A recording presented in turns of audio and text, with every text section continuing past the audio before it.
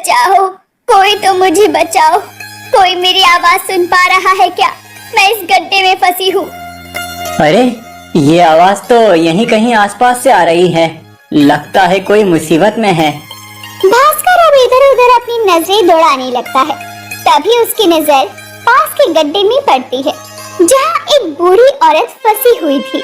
भास्कर अपनी पत्नी अन्नपूर्णा और 12 साल की बेटी दिव्या के साथ रहा करता था। भास्कर और उसका परिवार बेहद गरीब था। भास्कर जो काम करके लाता, उसी से उसके 2 वक्त की रोटी का गुजारा होता।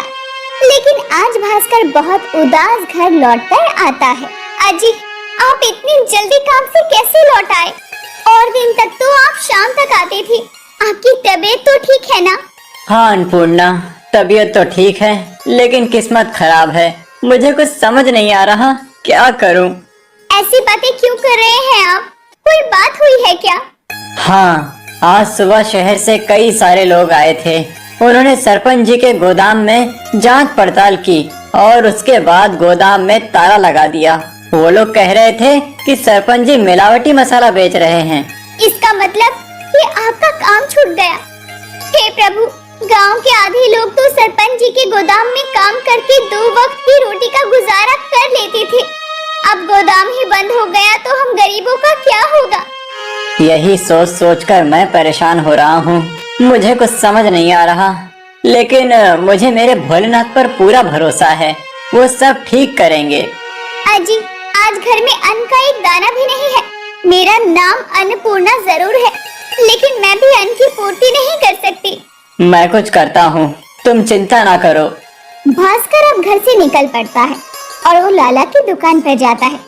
लेकिन लाला भास्कर को पिछला पैसा उधार होने की वजह से राशन नहीं देता। अब वो इधर उधर भटकता है, लेकिन उसके हाथ कुछ नहीं लगता और फिर से भास्कर उदास होकर घर आता है। क्या हुआ, खाली हाथ लौट आए? कोई बात नहीं, मैं अभी झुमरी काकी से चावल और आटा लेकर आई हूँ। आज का इंतजाम हो जाएगा, कल के बारे में कल सोचेंगे। पिताजी, पिताजी, आप इतना परेशान क्यों हैं? क्या मैं आपकी कोई मदद कर सकती हूँ? नहीं बिटिया, अभी तो बहुत छोटी है और तुझे अभी अपनी पढ़ाई लिखाई पर ध्यान देना है, इन सब बातों पर नहीं।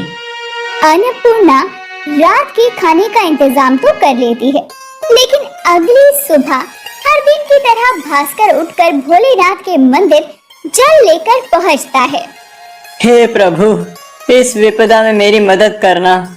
मेरा काम छूट चुका है, घर में अन्न का दाना नहीं है और मुझे कुछ समझ भी नहीं आ रहा, मैं क्या करूं? मैं अपने परिवार को भूखा नहीं देख सकता। इतना कहकर भास्कर रो पड़ता है और अपना सारा दुख अपने भोलेनाथ को कह सुनाता है। अब जब भास्कर घर आता है तो वो देखता है कि उसके घर से साधु भिक्षा मांगकर लौट रहे हैं। अरे अन्नपूर्णा, तुमने उन साधु बाबा को खाली हाथ तो नहीं लौटाया ना? जी नहीं नहीं, आधा कटोरी आटा और थोड़े से चावल थे तो मैंने उन्हें दे दिए। हमारे द्वार पर कितनी आस के साथ वो साधु बाबा आए थे, भला मैं उन्हें खाली हाथ कैसे लौटाती? अगर मेरे पास कुछ ना होता तो मैं उनसे क्षमा मांग लेती। अब तो घर में अन्न का एक भी दाना नहीं है। ठीक है, मैं काम ढूंढने निकल रहा हूँ, कहीं ना कहीं से बंदोबस्त हो ही जाएगा। सुनिए, अभी जो साधु बाबा गए हैं, उन्होंने मुझे बताया कि सभी परेशानियों का हल एक बार कावड़ यात्रा पर जाने से होगा, जिससे कई सारी दिक्कतें परेशानियां दूर हो जाती हैं। हाँ बिल्कुल अन्नपूर्णा, मैं भी यही सोच रहा था। थोड़े पैसों का बंदोबस्त हो जाए तभी तो मैं कावड़ यात्रा को लेकर हरिद्वार निकलूंगा। यहाँ तो खाने के लिए भी आफत आ गई है। भास्कर अब घर से निकल जाता है। वो काम की तलाश में था और कई जगह काम मांगता भी है, लेकिन उसे कहीं कोई काम नहीं मिलता। अब वो थक कर एक दुकान के पास बैठ जाता है। तभी उसके पास एक सेठ जी आते हैं। सुनो, क्या तुम मेरी मदद कर सकते हो? मदद के बदले थोड़े पैसे ले लेना, क्योंकि मुझे कोई भी अनाज की बोरी उठाने के लिए नहीं मिल रहा है। मुझे यही कुछ 20 से 30 बोरियां गाड़ी में लोड करवानी हैं। हाँ हाँ साहब, जरूर जरूर, मैं अभी आपकी अनाज की बोरियां गाड़ी में लाद देता हूँ। इतना कहकर भास्कर गाड़ी में बोरियां लादने लगता है। कुछ ही समय में अनाज की बोरियों को वो गाड़ी में लाद देता है। सेठ भी खुशी से भास्कर को 500 रुपए देते हैं, जिसे देखकर भास्कर खुद से कहता है, चलो आज के खाने का बंदोबस्त तो हो गया और साथ में हरिद्वार जाने का भी बंदोबस्त। क्या तुम हरिद्वार जा रहे हो? अरे वाह वाह, क्या बात है। ये लो 5000 रुपए। इन पैसों का तुम गंगा मैया को प्रसाद चढ़ा देना और जो बचे वो अपने पास रख लेना। भास्कर अब उन पैसों को लेकर घर आता है और उनमें से कुछ पैसे भास्कर अपनी पत्नी को देता है और कुछ पैसे निकाल कर अब वो निकल पड़ता है अपनी यात्रा के लिए। रास्ते में भास्कर कई जगह आराम करता हुआ हरिद्वार पहुंचता है और गंगा जी को प्रसाद चढ़ाकर गंगा जल लेकर भोलेनाथ पर जल चढ़ाते हुए उनसे कहता है, हे प्रभु, अब तक आपने ही हमेशा मेरी मदद की है, आगे भी आप मेरा साथ देते रहिएगा। आज मैं यहाँ बस आपकी वजह से आया हूँ, वरना कल तो मैंने सोचा भी नहीं था कि मैं आपको जल चढ़ाने इतनी दूर आ पाऊंगा। अपने इस गरीब कांवड़िया भक्त के हाथों से जल स्वीकार करें प्रभु, जल स्वीकार करें। अब भास्कर जल चढ़ाकर घर की तरफ लौट रहा होता है। वो थका हुआ था और एक पेड़ के नीचे अपनी कावड़ टहनी पर टांग कर बैठ जाता है। तभी उसके कानों में एक आवाज आती है, बचाओ, कोई तो मुझे बचाओ, कोई मेरी आवाज सुन पा रहा है क्या? मैं इस गड्ढे में फंसी हूँ। अरे ये आवाज तो यहीं कहीं आसपास से आ रही है, लगता है कोई मुसीबत में है। भास्कर अब इधर उधर अपनी नजरें दौड़ाने लगता है। तभी उसकी नजर पास के गड्ढे में पड़ती है, जहाँ एक बूढ़ी औरत फंसी हुई थी। अरे अम्मा, इतनी सुनसान जगह पर आप क्या कर रही हैं? पहले आप इस गड्ढे से बाहर आइए। बेटा, तुम्हारा बहुत बहुत शुक्रिया जो तुमने मेरी मदद की। कब से मैं इस गड्ढे में फंसी हुई हूँ। मैं तो इस जंगल से लकड़ियाँ लेने गई थी और गड्ढे में गिर गई। कोई बात नहीं, बताइए आपका घर कहाँ है?